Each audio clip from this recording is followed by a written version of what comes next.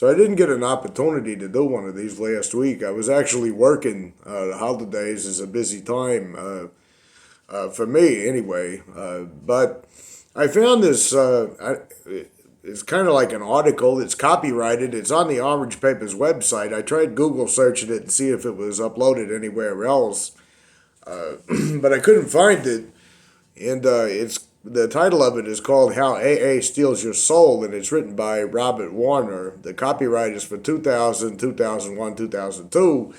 I'll post a link to it in the video itself because I'm not sure who Robert Warner is, but he's got the entire program, how it shifts from being you can believe anything you want to believe to being a complete and utter religion. But it does it like midway through your entire process of coming into Quackaholics Anonymous and becoming indoctrinated to the point that by the time you are to a certain point within the AA cult religion, it's too late for you to back out. And you hear that all the time, and I've addressed this in multiple videos. Well, you can believe whatever you want in AA. You can have any religion you want in AA. You can be an atheist and come to AA. And of course, I've demonstrated, maybe not as eloquently as this article does, but I've demonstrated over and over again why that cannot possibly be true. Why AA is a religion unto itself, and that's why in my own videos, I'm always referring to AA Higher Power or AA God as being AA God, because AA is a peculiar religion on its own. It doesn't have anything really too much in common with other religions outside of the concept of punishment and obedience and things like that. But it doesn't have too much in common, and I'm not a religious person. I'm not here to defend religion at all, but it doesn't have too much in common with religion because the main sin in AA is drinking. That's the one that God punishes you for more than anything else. The rest of the time, God just wants you to be obedient, subservient, and admitting that you're just a worthless piece of garbage that's dependent upon Him, and they say Him, so that you don't get punished with drunkenness. That's the entire thing. You can be a murderer, a rapist, a child molester, and any other kind of vile, abhorrent thing. But if you haven't had a drink today, you're blessed by the AA God. That's why I always refer to it as AA God. I'm very critical of many religions, and I'm very critical of religions in general, but for the sake of not alienating viewers who are religious or who are, or whatever path you're on, I generally stick to saying AA God for a reason, because this is not a criticized religion channel, it's a Quackaholics Anonymous channel.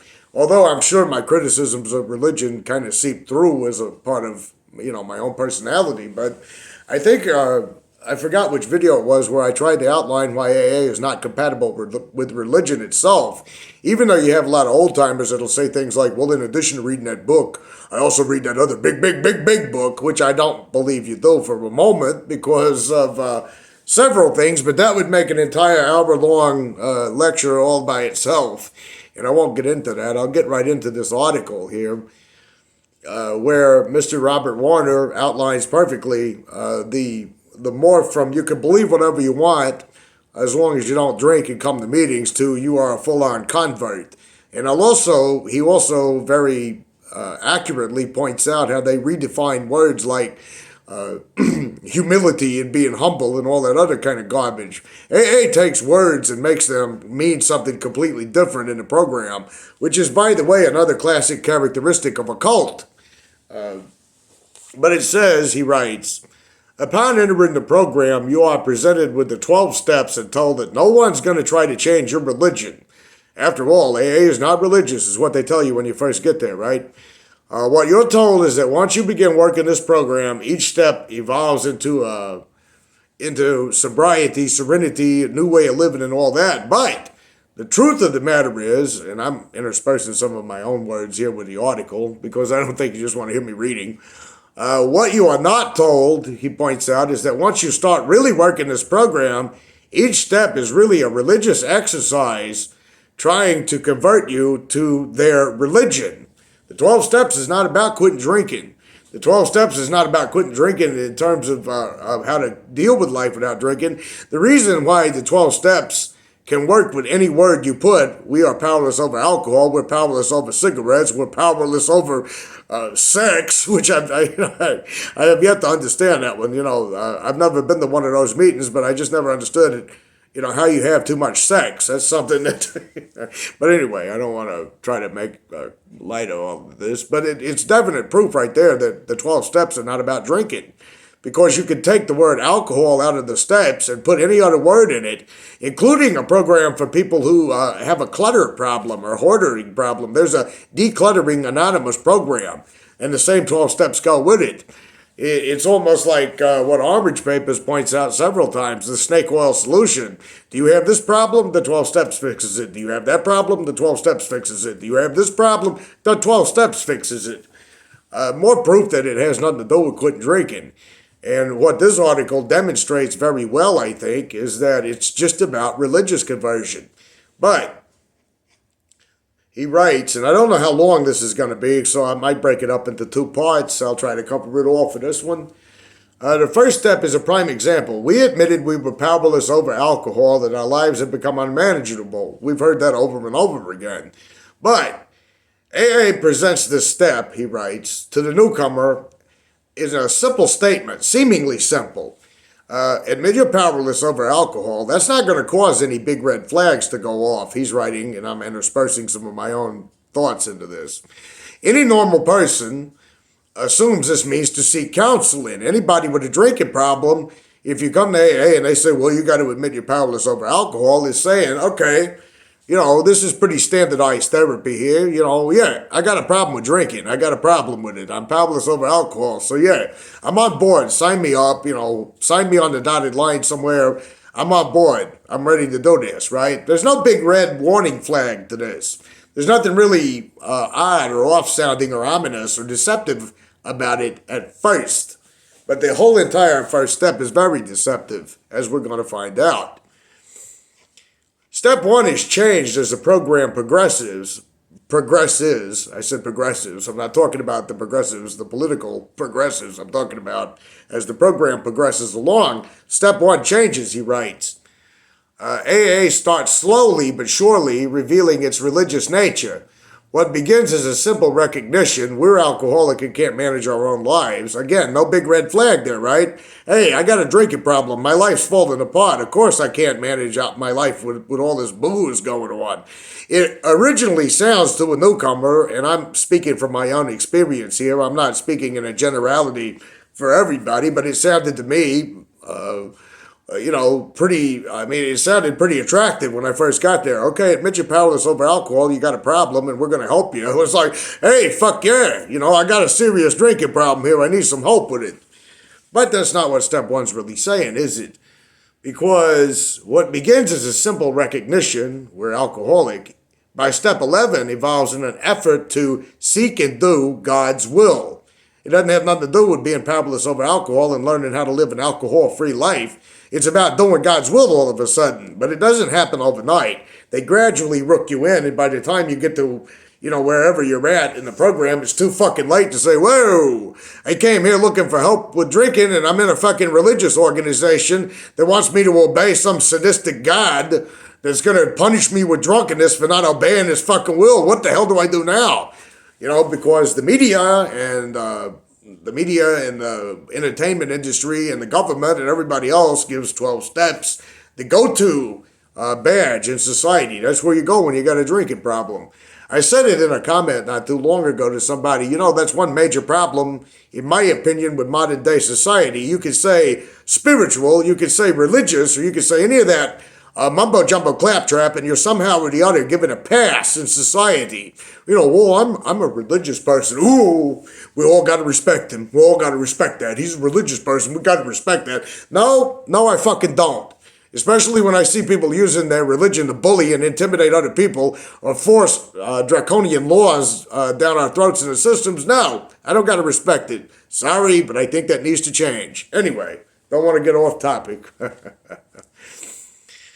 Throughout the steps, he writes, the words humility and humble are sprinkled.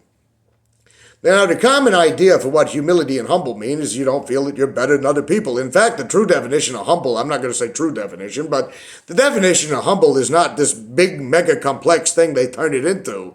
It's literally, not being an arrogant prick, not saying, oh, I'm so much smarter than everybody else, not saying those kinds of things, realizing that, I'm no better than anybody else in anything. I may have maybe talents, I may have gifts in certain things, and I'm not talking about me, I'm talking about people in general. You might recognize you have talents or things like that, but you don't feel like, oh, that makes me superior to the entire world all of a sudden. I don't think most people do. But AA doesn't want you to have any special talents, and it doesn't want you to be special. It wants you to be a garbage human being. It has to suck up to the religion for the rest of your life, right?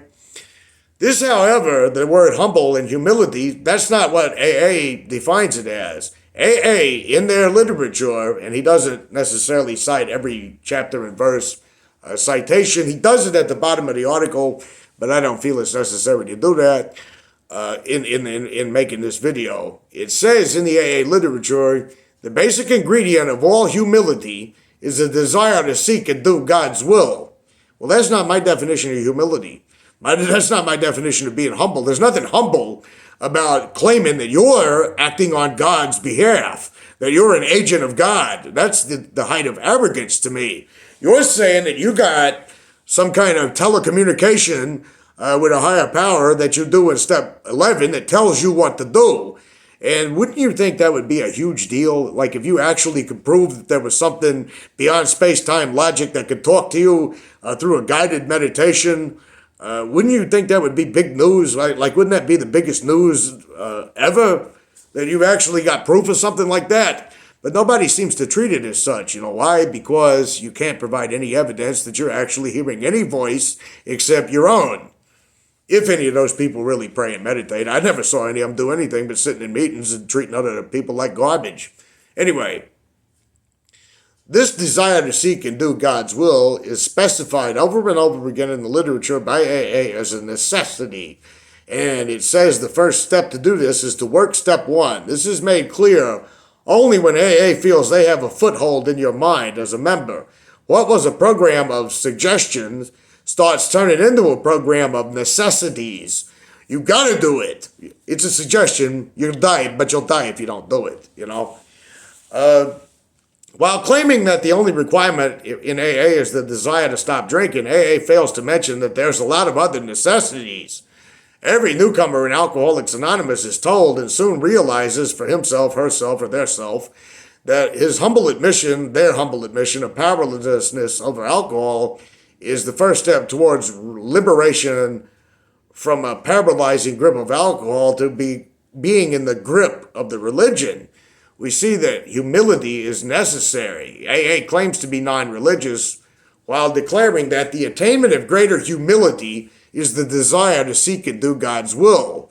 It says in their literature this is the foundational principle of each of AA's 12 steps. For without some degree of humility, and substitute humility for the desire to do God's will, nobody can stay sober. So in other words, you don't get to quit drinking because you're sick of drinking and want to quit drinking.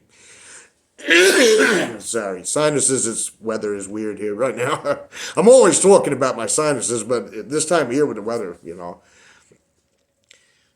This is saying that you can't quit drinking because you want to quit drinking. You can't do it by pain. You can't do it by willpower. You can't do it by anything. You have to do it only through one way, seeking to obey and do God's will. Tell me that's not a religion. Tell me that's spiritual and not religious. And this is the same honesty that applies to step 2. Came to believe that a power greater than ourselves could restore us to sanity. AA declares to the atheist at this point that this can be anything. Oh, you can be an atheist. Don't worry about it. We haven't fucked you over yet. This is our deceptive recruiting part. You can make AA your higher power. It's impossible for any of us to fully define or comprehend that power, which is God, though it says. It actually does say, which is God, which is going to be problematic for an atheist. An atheist doesn't believe in a God. The atheist position is not saying, I just don't believe there's a God. An atheist position is literally The ones I know of or have read or seen or talked about is, in the absence of all evidence, I don't believe. Until you can demonstrate some solid evidence that there is a supernatural entity called God that's holding the entire universe together and fine-tuning it in its ever-expanding horizon towards universe heat death, possibly in a few million years from now, I just don't believe there is one. It's not a faith position, and a lot of people get that wrong. But being told it's impossible, look, you're an atheist, I know, and you don't believe there's a God, I know, but you got to believe in something, which is that's going to be difficult for someone who's an atheist anyway. But then you're going to say it's impossible for me to define the power you got to believe in, but that power is God. Okay, you're no longer a spiritual movement. You're a fucking religion. It isn't until step 12 that you are informed that AA is intended to help you become increasingly better able to understand Him. They don't say this vague spirit of the universe by the step 12. They don't say you can believe in a doorknob, and they don't say you can believe in the group by step 12. It's you understanding Him, H-I-M. So God is obviously the creator alpha male deity that they've created in their own image, I might add, that has nothing to do with just having any higher power you want, believe in any religion you want, being able to have any spiritual path you want. You have to conform to AA dogma. So you can say, I'm just the kind of guy that likes to look at the sun and the fields and the flowers and the trees and the waters and feel this sense of connection that exists within my brain, but I conform to all AA dogma. You're not free to be spiritual. AA makes clear the reasons for the use of the term as you understand Him later on when they give you instructions on how to approach a prospective member. I know what chapter this comes out of, so I'm going to quote it. It comes out of the chapter Working with Others. And tell me if this does not sound like deceptive recruiting to you. If the man you approach be an agnostic or an atheist, make it emphatic that he does not have to agree with your conception of God, which he's not going to want to do anyway if he's an agnostic or an atheist. An agnostic doesn't know. Agnostic literally translates from the Greek to without knowledge to atheist without God. Agnostic atheist, by the way, he's not going to want to hear about conceptions of God. He's going to probably say evidence. Can you demonstrate evidence? Well, I feel there's God. I feel there's a God is not evidence, okay? I looked at the sky and said, there's just no way the sky came here by itself. It's an appeal to wonder fallacy. It's not evidence. I don't know if anybody ever read Douglas Adams. I never really actually got into the whole Hitchhiker's Guide to the Galaxy thing, but there was a quote he made in one of his books, I can't remember the one, where it says a puddle of water in a hole somewhere becomes sentient and aware. A thinking puddle of water, if you will. And the puddle of water looks around and it says, wow, this whole entire this bit of land right here that's made me be a puddle, it's just perfectly designed. It just is so weird how this puddle just fits me totally perfectly. Must be a creator that put me in this puddle. And then as the sun comes out into the sky in the morning and the puddle starts to evaporate, it still says, well, there must be some higher purpose for this because I am in this perfect puddle of water. That's what the appeal to wonder fallacy is in a nutshell with AA when they do that whole, well, I look at the trees in the sky and I know there's God. No, that's a dishonest claim. You cannot know that seeing a tree or a sky is God. I even had some fucking idiot in AA one time tell me, have you ever wondered about why does music sound so good? I was like, well, it depends on what you mean by music, but by the same token, that's a bizarre leap to make. This song here sounds pretty good. Must be a spirit of the universe that made it happen. Couldn't be a musician who felt it through his own brain power, right? Anyway, I'm getting distracted, so I'm going to go back here.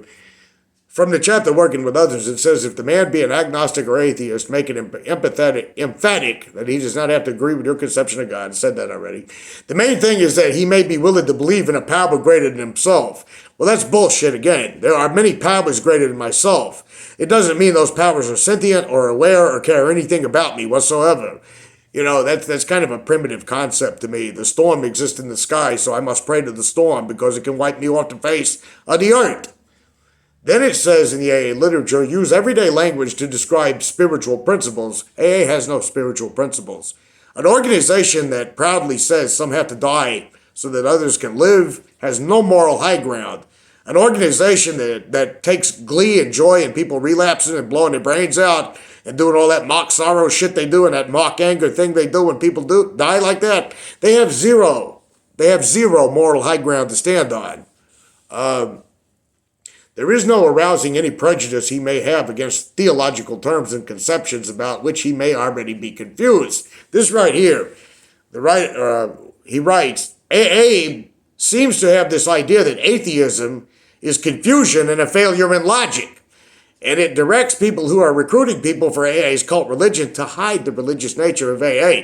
Don't use theological terms. Dance around the God thing, Or you just have to believe in a power greater than yourself. That could be anything, right? That could be human psychology, right? That could be the will of human nature. That could be any of those things. It doesn't have to be God. You could join us, right? That's called deceptive recruiting. You're not being honest from the get-go. A program that claims it's rigorously honest, I might add. It says atheists are not, and then it says from great number of experiences we could predict the doubter, the atheist, who still considered his well-loved AA the higher power, would presently love God and call him by name in the AA literature.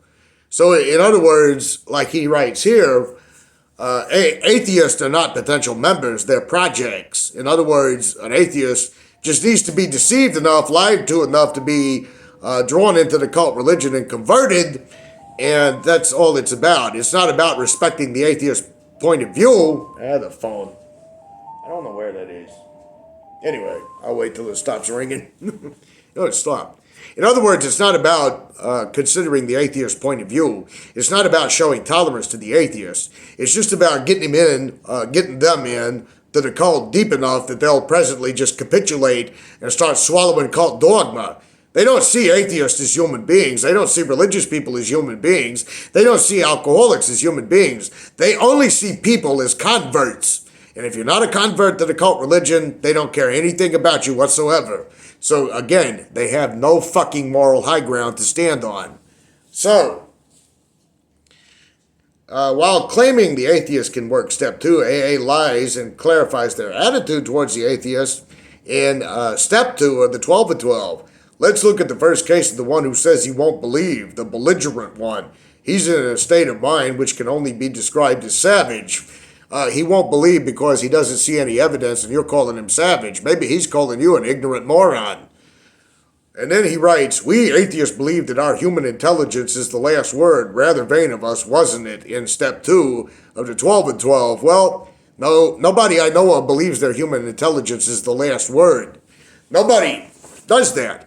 I'll tell you what's vain. What's vain is to believe that the entire world is formed and shaped and put here just for you to go to AA meetings and blow your own horn and talk about how you're chosen by God above all those that have to die so that you can live. That's fucking vanity to me. I mean, it's almost just totally ironic that a piece of shit like Bill could consider atheists as vain. What Bill is upset about is he can't get them to convert. That's why he writes this ugly attack chapter against them. As we understand, him is designed to convince the atheists to pray in hopes of getting them to talk to God. Even Bill W., and I'm reading, writes about this in his own program. AA treads innumerable paths in the quest for faith. Many solve the problem by substitution. Make AA your higher power. You can find many members who will cross the threshold just this way. Once across, their faith will be broadened and deepened. And they came to believe in a higher power, and then they begin to talk to God. It's all about religious conversion. It's not about respecting you as an atheist. It's not about respecting you as an alcoholic to choose whatever higher power you want to. It's about recruiting you for the cult religion and making you an obedient cult member. This is AA's bridge right here in step 2, he writes. AA is allowed the use of the AA group as a transition to rely on somebody else until God reveals himself. AA uses the English language to show the member in the steps that he already has worked were actually religion. Hence, he has acted religiously, therefore he should have no problem being religious now. AA describes it in their book as providence. AA declares every man and woman who has joined AA and intends to stay has, without realizing it, made a beginning on step 3. Each of them has decided to turn his or her will over to Alcoholics Anonymous, a willingness that has been achieved to cast out our wills and the ideas in favor of AA. Any willing newcomer feels that AA is the only safe harbor. Now, if this is not turning one's will in life over to a newfound providence, what is it? In other words, you came to AA, you might stick around AA, you've already become religious. It's deceptive recruiting. AA does not intend the member to realize the effect the program is having on them. They admit this happens without the member even realizing it. You brought the member up to this point to step 3, and acceptance of God has already been installed. First, you admit you're powerless. Then they weave this bizarre brand of humility into steps being worked. You're given a vague definition of a higher power, which you are told you can work without religion. And then all of a sudden, they're telling you you've committed an allegiance to this higher power just by joining AA. And then they say that power is God. They do leave God undefined at this point, so they can still use that qualification to say, well, we're not saying God, we're saying whatever you believe in. It could be anything you want to believe in. It could be anything at all. Doesn't sound like it can be anything at all at this point. It's already saying that you're vain and arrogant if you don't accept what they believe in. If you're agnostic at all, or any of those things, you're vain and arrogant and confused. So they're already telling you right there, you can't believe whatever you want. It's here that we learn our own conception of God is insufficient in AA. We must have someone else's approval before utilizing what God as we understood him has told us. It's here that we find out those who are atheists, agnostics, freethinkers, or religious people, and who are striving for a self-determined objective, are now being turned into conversion territory, because at this point they are introduced to step 3, which is the AA notion that we would still live our own lives. God helping a little now and then has to evaporate.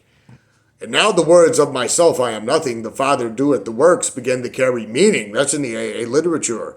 It's literally saying you can't sober up and live a happy life. You can't quit drinking on your own and just go your own way. You have to seek and do God's will. And you don't matter any longer. You're just this vessel for the AA tyrant God to recruit more cult members.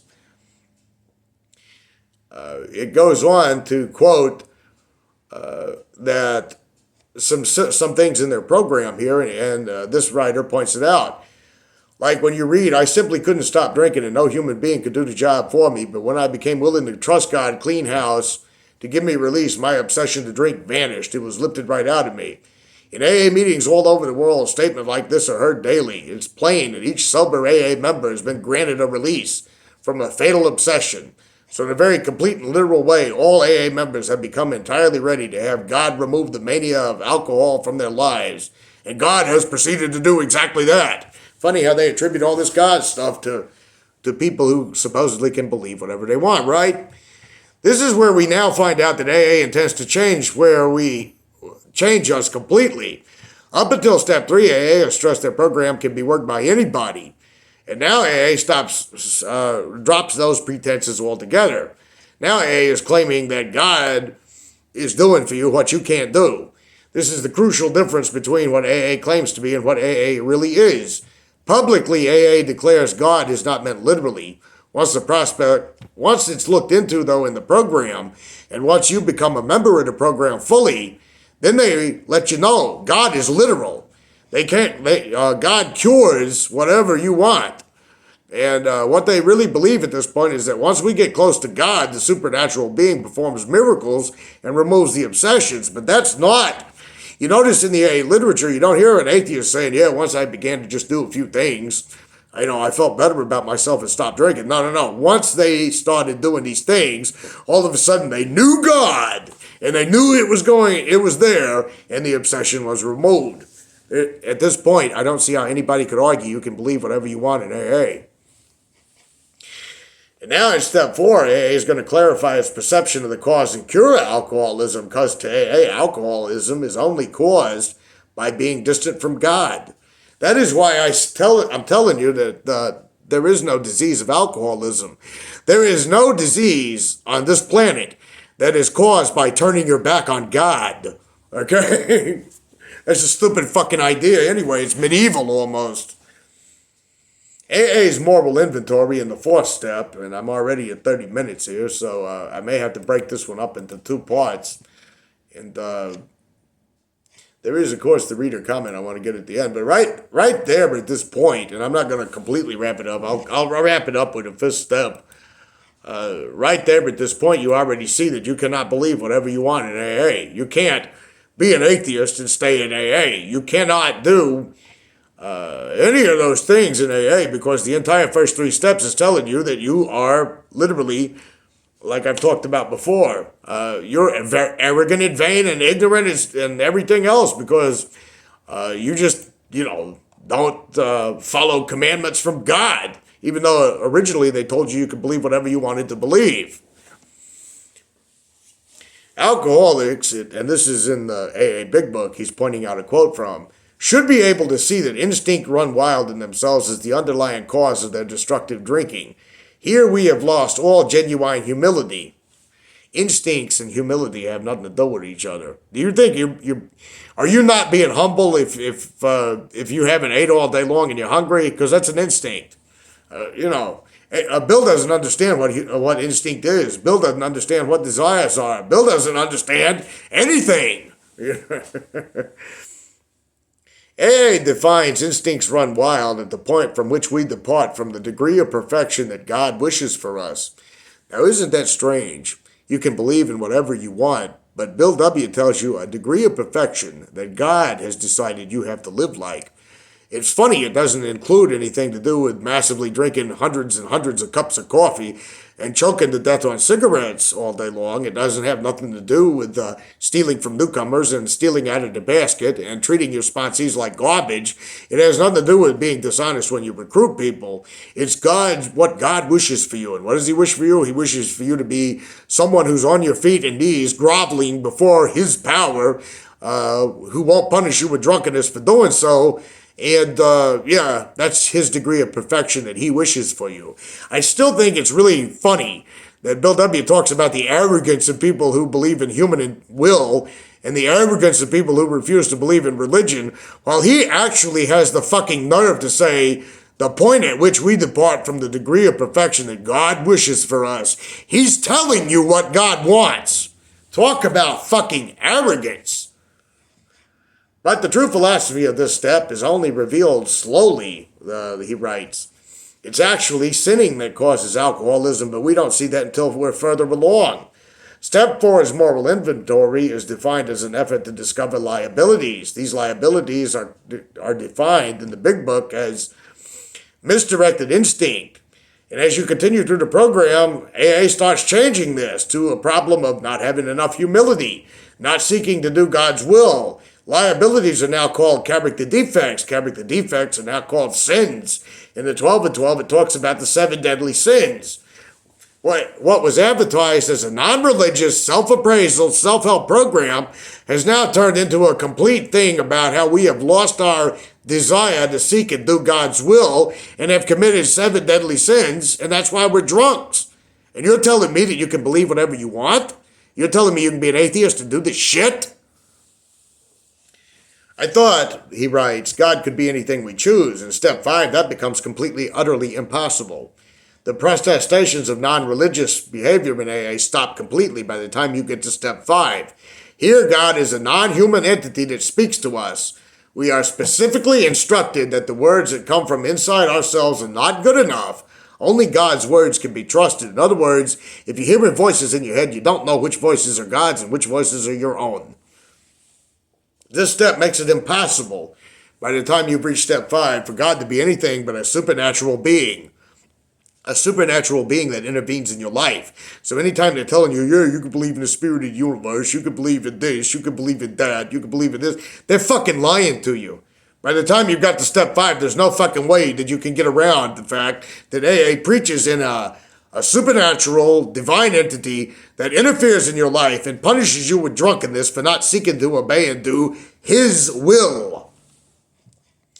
Now the person in AA has a choice: pray to the supernatural power or abandon the program. And if you're under the threat of imprisonment, jails, deaths, and institutions, the choice is this: face your punishments or bow down before a God. Okay, but these people actually think they have moral high ground.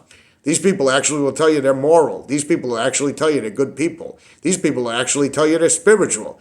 They're not.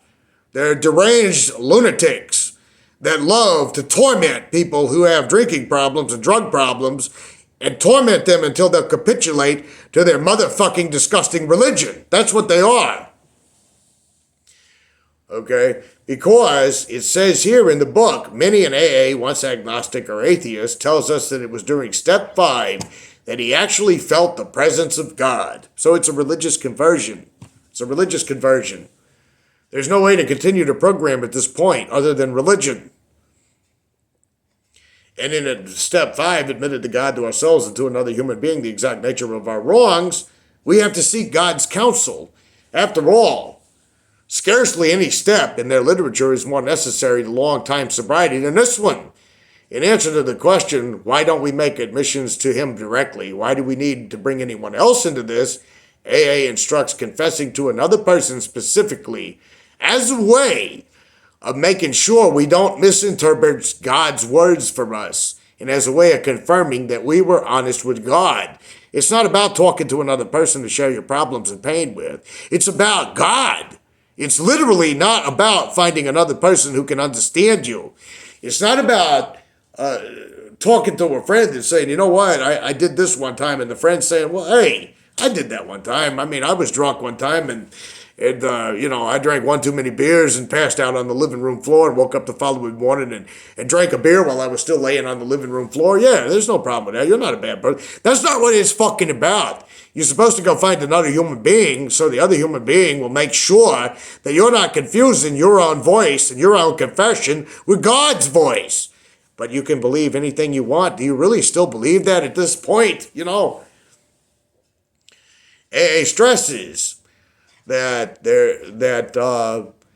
one of the Oxford Group's 5 procedures was central to their religion. How many times have we all heard well-intentioned people claim the guidance of God when it was all too plain they were sorely mistaken? In other words, if you feel that you're mistaken, but AA says you're not mistaken any longer. AA even declares what comes to us alone may be garbled by our own rationalizations.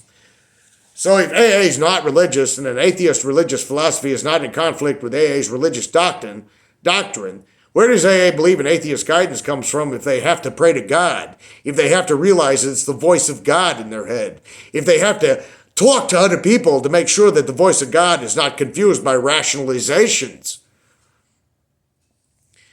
At this point, now that you've confessed your sins to God, and not another human being as in any other human being, you're confessing your sins to someone to make sure that you're hearing the right voice of God. You're at step 6. Now at this point, you have been presented with a series of steps which have gone from non-religious, you can believe whatever you like, to total religion. At each step, you're given ways, sensical or not, to discard your own rational free will, your own rational thinking mind, and accept religion. It's a fucking religion. And I'm 38 minutes in at this point, and I still have 7 and 11 and 12 to jump through here. And I think I'm just going to stop at this point because there's a whole lot more I want to add to this, and I'm just not going to be able to cover all the topics in this one video. I didn't realize I was going to talk as long as I did with it. But there was a particular subscriber comment that I needed to read, like I always do at the end of every meeting. But yeah, to reiterate, you can't believe whatever you want in AA at all. You have to convert to religion. It's just so painfully obvious now. And I don't have the comment in front of me again. I did this once before.